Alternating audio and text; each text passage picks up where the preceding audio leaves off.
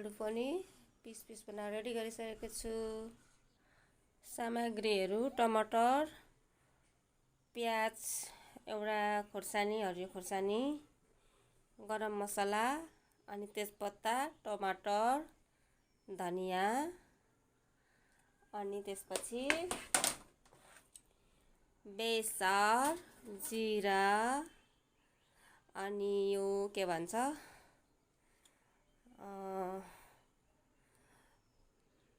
नुन, धुलो खोर्सानी रातो, अनि धुलो मसला, जिरा र धनियाको।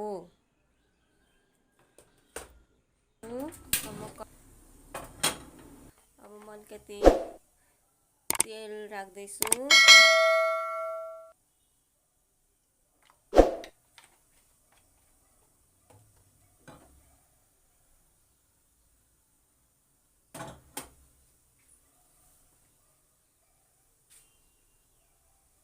हाम्रो तेल तातिसकेको छ। अब म पड्काउने मसला हाल्दैछु अलिकति। त्यसपछि गरम मसला। हाम्रो यो पड्काउने मसला कलर आइसकेको छ। अब म तेजपत्ता राख्दैछु। त्यसपछि प्याज र हरियो खोर्सानी,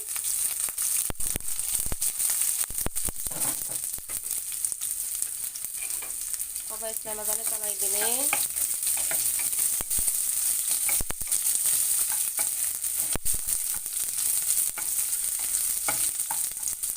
प्याजको हल्का कलर आउँदाखेरि हुन्छ। कलर आइसकेको छ प्याजको। त्यसपछि मैले टमाटर राखेँ। मजाले चलाउने। यो लसुन र अदुवाको पेस्ट।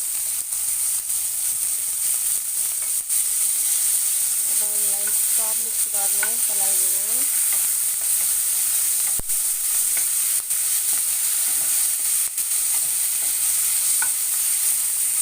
हाम्रो डढ्न सक्छ यो टमाटर प्याजहरू मसलाहरू, त्यही भएर थोरै कम्ती पानी राखिदिनु। धेरै होइन, हल्का त्यसलाई मजाले गल्न दिने मसलाहरू।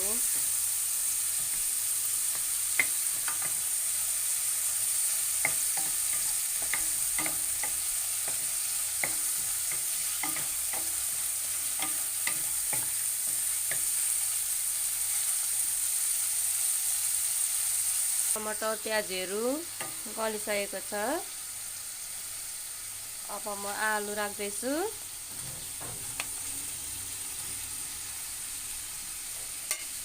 ग्यास सानो पार्ने, नत्र डढ्न सक्छ। अब अलिकति बेसार। अब यसलाई मजाले चलाइदिने।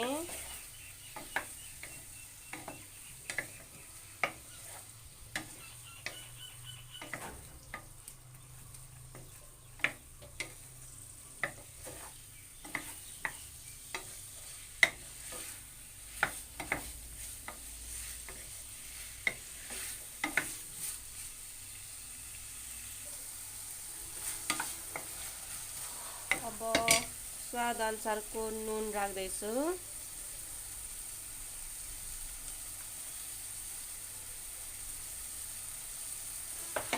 अब यसलाई मजाले चलाइदिने। हाम्रो आलुदम खाउ लाग्दो भइसकेको छ।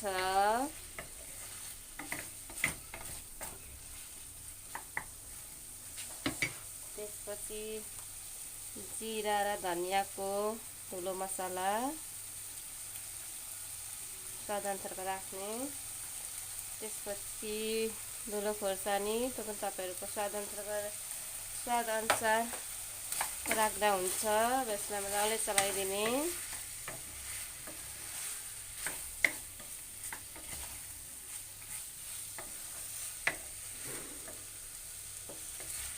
तपाईँहरूले पनि घरमा बनाएर सजिलो, छिटो र मिठो खान सक्नुहुन्छ।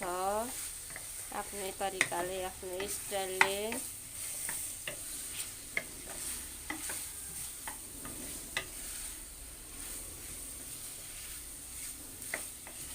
पहिले एकछिन छोडिदिने 2-3 मिनेट।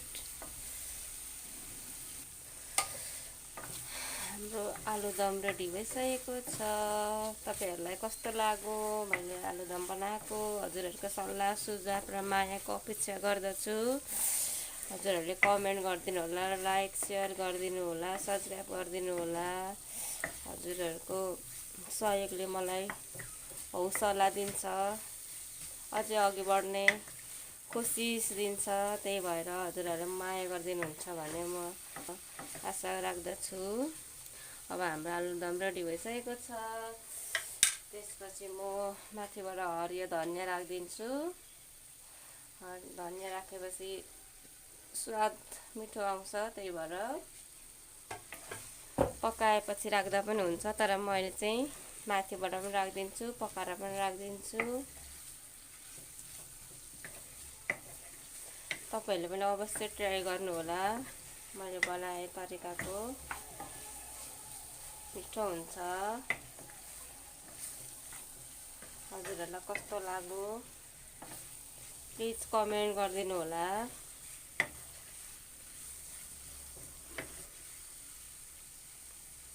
हाम्रो आलुदम रेडी भइसकेको छ।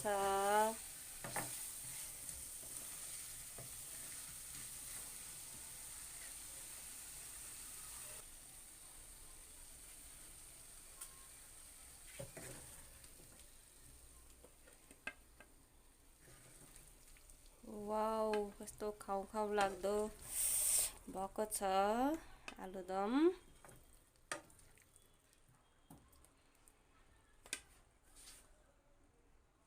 यहाँ हेर्नुस् त कस्तो मिठो, कस्तो खाउ खाउ लाग्दो भइसकेको छ आलुदम।